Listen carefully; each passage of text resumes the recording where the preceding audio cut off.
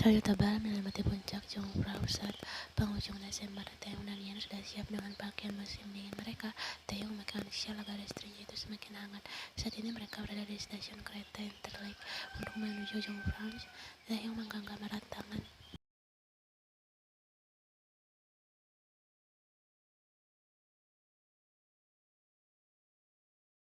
Yen dengan erat yang dibalut sarung tangan wol itu. Teh salju di sini lebih ringan dibandingkan Seo.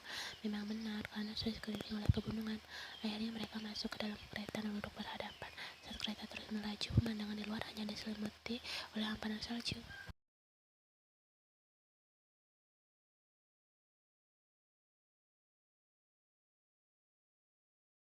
Pernikahan mereka sudah berlangsung selama 2 bulan. Setelah menikah, Taeyong langsung bawa Yen tinggal kembali di Luz dan alih-alih memilih liburan keliling dunia, Yen lebih memilih Swiss sebagai tempat bulan madu mereka karena menurut Yen negara itu tak jauh lebih menarik.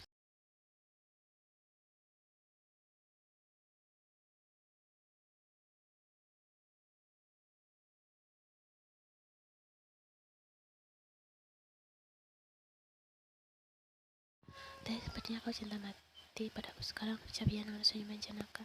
Taeyong tersenyum dan mengangguk, bukanlah mati lagi, melebihi dari itu. Aku sangat mencintaimu dan hal tidak perlu kau pertanyakan lagi. Oh, so sweetnya, ingat dulu siapa yang sangat cuek dan dingin seperti kulkas 35 pintu. Itu kan dulu, tapi sekarang aku telah menjadi oven yang hangat untukmu. Yang tertawa dan memukul pelan punggung tangan suaminya itu.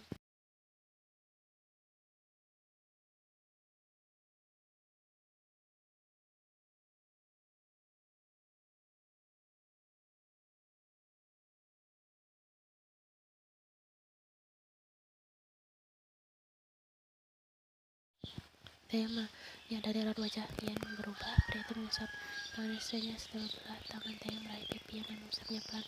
Sabar sayang, aku yakin Tuhan akan segera mengabulkan doa kita. Ian menunduk dan mengangguk. Dokter mengatakan dirinya kurang sehat. Semenjak dikuret, Ian merasa sangat khawatir akan hal itu. Berbagai macam pikiran buruk terus menghampiri pikirannya, tapi dia terus menyemangatinya dan pria itu membuat Ian tidak putus asa. Mereka akan terus berusaha bersama-sama.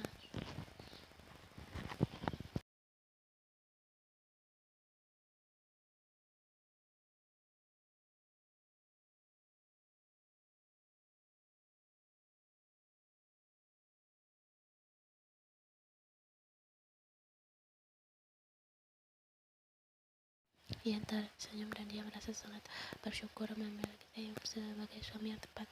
Jujur, Ian merasa sedikit putus asa saat melihat hasil tes pack yang selalu negatif walaupun mereka melakukan. Terkadang dia tidak memberitahukannya pada Taeyong karena tidak ingin pria itu kecewa.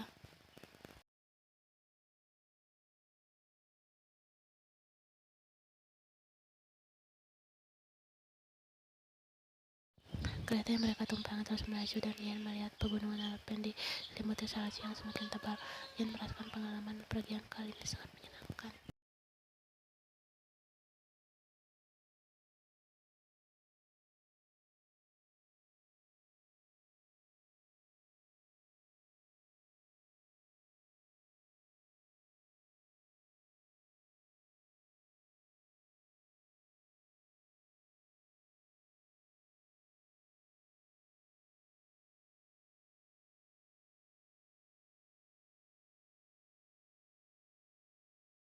Ian menarik tangan Taeyong berlarian di hamparan salju tersebut, bahkan Ian sama sekali tidak malu berbaring dan berguling-guling di salju tebal itu seperti anak kecil.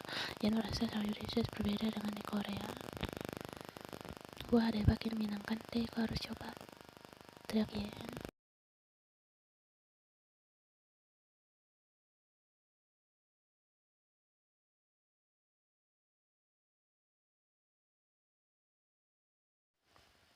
Hel, ayo, bangun, kau terlihat norak.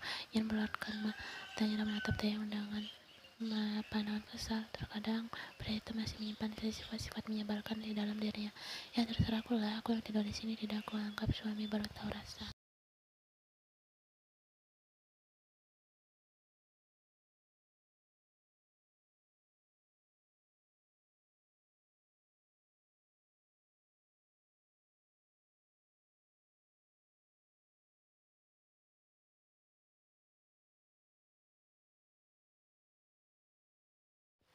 Jadi apa teko yang kita di hamparan salju ini? Seperti yang salju abadi di pegunungan Alpen pun bisa mencairkan suamiku yang sangat hot ini. Astaga, memalukan, kemarilah. Teh, hei apa-apaan? Turunkan aku mau tidur di sana. Teh membawa pangtubayan seperti kalung beras dan berjalan melewati tumpukan salju, sedangkan Yan berteriak meminta turun. Teh tersenyum dan berjalan dengan semakin cepat. Hal itu membuat Yan kesal.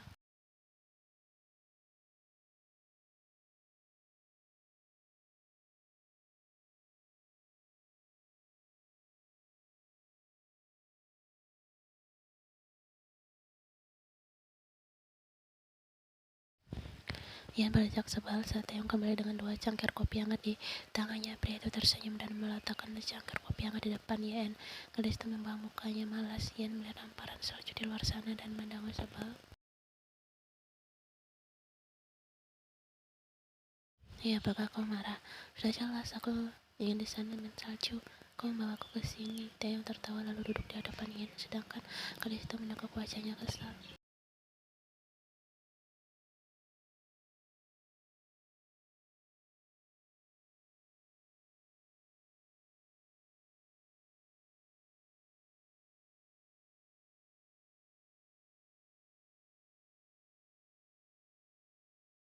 Dia melihat beberapa orang di sekitar melihat ke arah mereka karena suara Yan yang terlampau besar itu.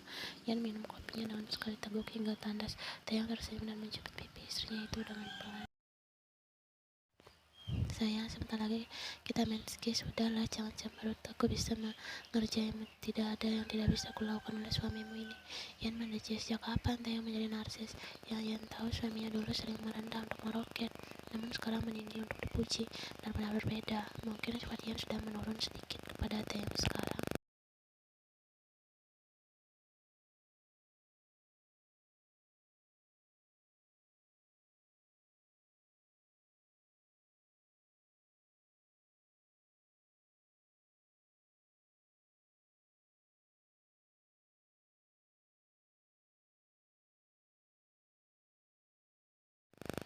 Taeyong bergerak dengan skinya di hadapannya dengan lincah, sedangkan Yan merasa sangat takut. Taeyong tertawa, dia bisa membaca Yan cemburu di balik kacamata pelindung itu. Taeyong mendekati Yan, dia menyingkirkan 2 buah pegangan ski itu dan meraih tangan Yan dan menggenggamnya.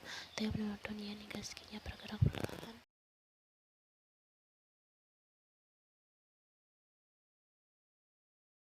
Pelan-pelan Yan berteriak dengan keras saat meluncur. Ternyata rasanya sangat menyenangkan. Dia mulai menyukainya. Aku suka, sangat menyenangkan. Sana minggir, aku mau coba sendiri.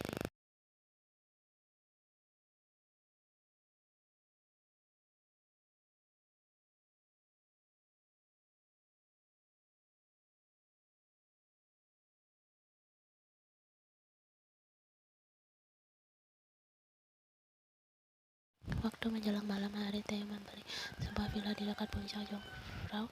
Villa dengan material kayu itu sangat cantik dan hangat walaupun berada di tengah badai salju. Saat ini Yan duduk di teras villa. Taeyong menyalakan api unggun. Cuaca malam jauh lebih dingin.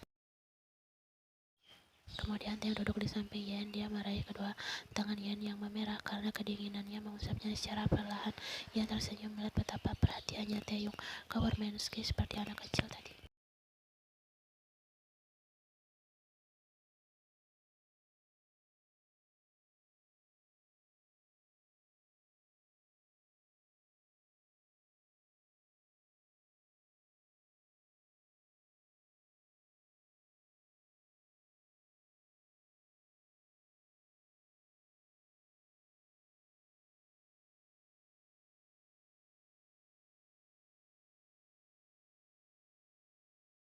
Ian memeluk lengan Taeyong dan bersandar di sana. Taeyong menyentuh rambut coklat Ian dengan perlahan. Ian tersenyum memandang langit malam yang dipenuhi oleh bintang. Terlihat sangat indah. Siapa sangka pertemuannya dengan Taeyong yang tidak disengaja mengantarkan mereka hingga menjadi pasangan hidup.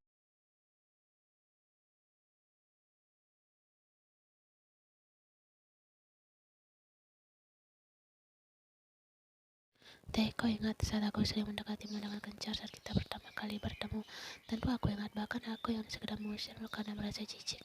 Sialan, dia memukul tangan Taeyong dengan kuat. Kau tahu kenapa aku sering menggodamu?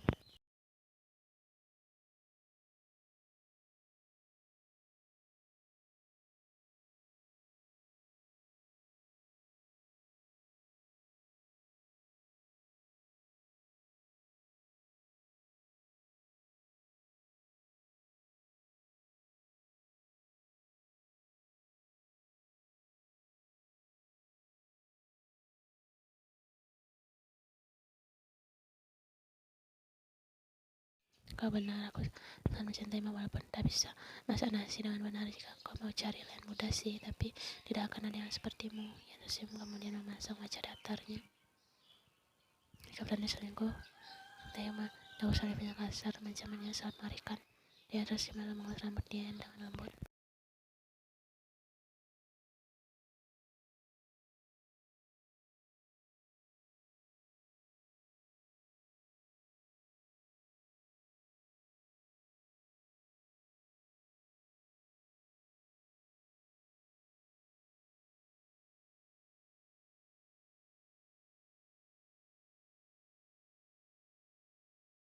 Taeyong mengarahkan genggamannya. I love you too baby, akulah yang beruntung memilikimu di sisiku. Seorang yang benar-benar mengerti segalanya tentang seorang yang sangat berharga, bahkan tidak bisa digantikan dengan apapun di dunia ini. Terima kasih sudah bersedia menjadi bagian dari hidupku selamanya.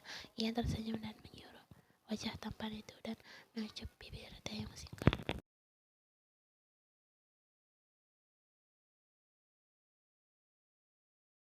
Kemudian Taeyong mendaratkan kembali di atas Yen dan dengan pelan Yen memejamkan mata yang menikmati yang begitu lembut dan penuh cinta tersebut. Dalam malam hari yang semakin menusuk tulang, seolah tak berlaku bagi keduanya yang terlihat begitu hangat karena gelombang cinta mereka.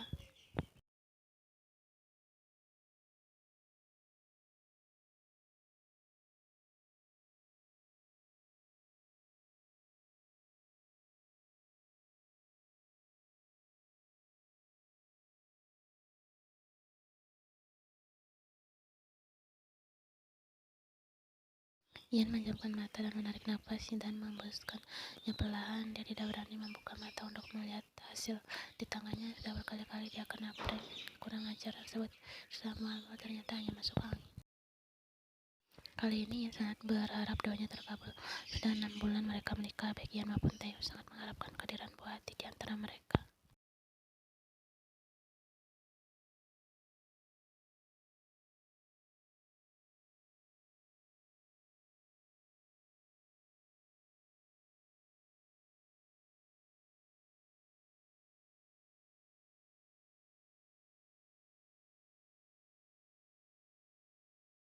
Mata yang terbelalak lebar dan hanya bergetar saat melihat dua garis biru di tespek tersebut. Hal itu menandakan positif hamil. Ian menutup mulut dengan kedua telapak tangannya. Dia merasa tak percaya. Astaga ya Tuhan.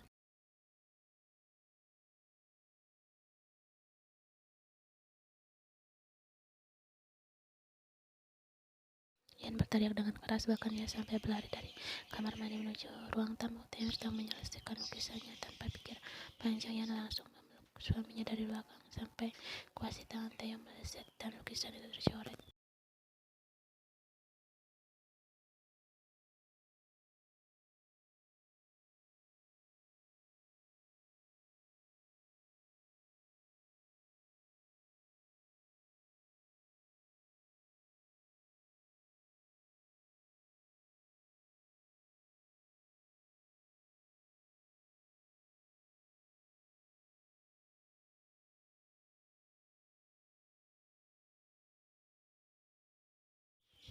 Ian mengangguk terharu. Taeyong langsung berdiri di depan Ian. Dia masih syok dan tidak percaya apa yang dilihatnya tadi. Sayang kau benar hamil, nyatakan, ucap Taeyong sambil memegang kedua pundak Ian. Gadis itu tersenyum dan mengangguk.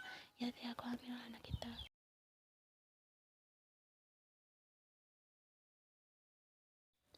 Taeyong langsung memeluk Ian dengan erat dan memejamkan matanya. Ia tidak tahu harus menjabarkan perasaannya sekarang bagaimana. Dia merasa sangat bahagia sampai tak bisa mengatakan apapun. Itu artinya aku akan menjadi ayah. Aku merasa sangat bahagia.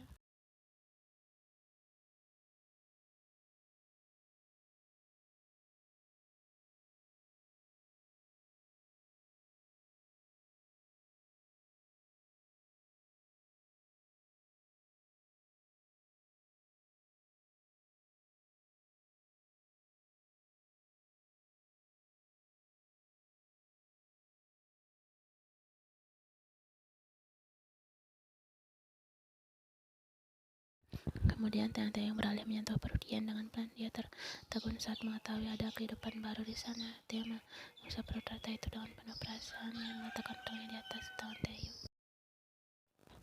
Aku masih tak percaya saat ini menjadi seorang ayah. Ian tersenyum. Dia merasa juga sangat bahagia dengan momen ini.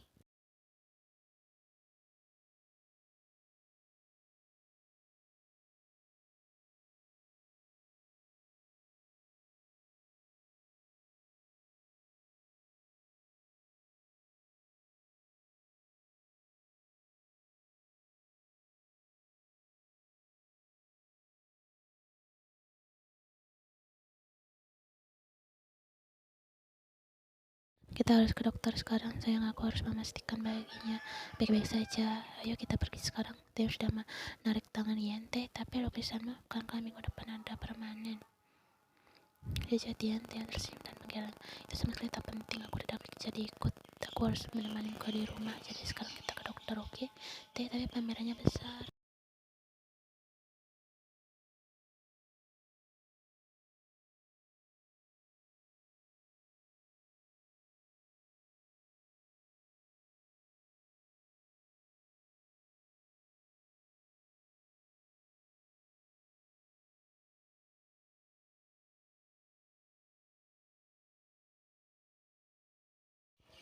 Ian memukul lengan Taeyong dan tersenyum, lalu dia membiarkan Taeyong menggendongnya. Ian merasa sangat bahagia bersama Taeyong. 6 bulan rumah tangga mereka, pada itu tiba-tiba sabar dan perlakukannya Ian layaknya tuan putri. Tidak banyak menuntut, Taeyong juga memakan Ian yang belum bisa masak dan mengurus pekerjaan rumah tangga. Semenjak kembali ke lulusan, Taeyong fokus kembali pada profesinya, yaitu melukis. Pria itu membuka sebuah galeri seni dan lukisan-lukisannya cukup terkenal. Bahkan lukisan Taeyong sering kali ditawar dengan harga fantastis oleh galeri seni atau museum internasional.